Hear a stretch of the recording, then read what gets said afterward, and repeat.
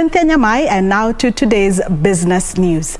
The government paid 1.3 billion shillings in demurrage fees to oil companies between January to June this year, according to the Finance Committee of the National Assembly. The committee is accusing the Ministry of Petroleum officials of colluding with oil dealers and port officials to keep ships waiting in the high seas, attracting huge penalties, which are then shared among corrupt state officials. For many years, importers have decried high demurrage costs at the port of Mombasa, which is charged on a daily basis at a cost of $150 per container.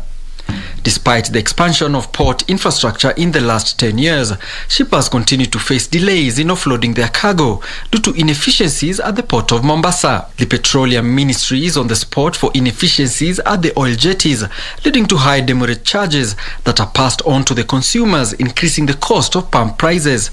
You will agree with us that on average you have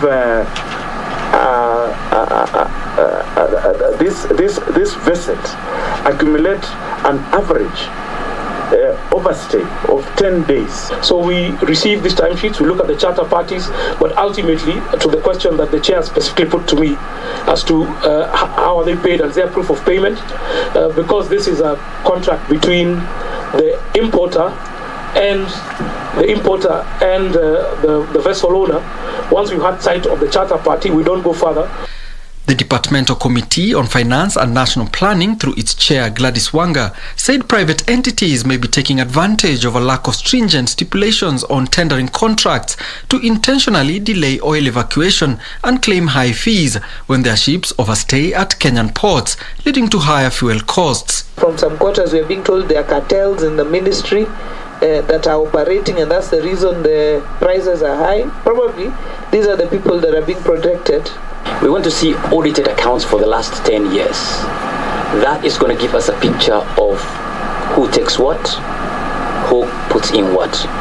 Do you have 10 years audited accounts of demurrages?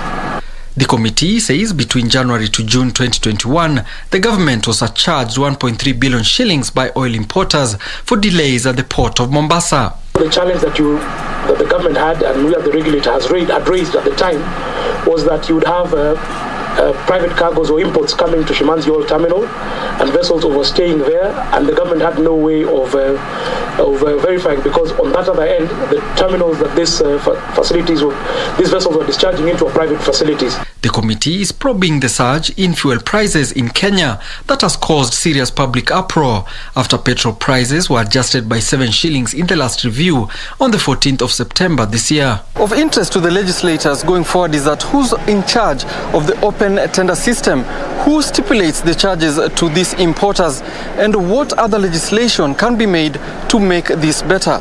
Alan Auko, Prime Edition.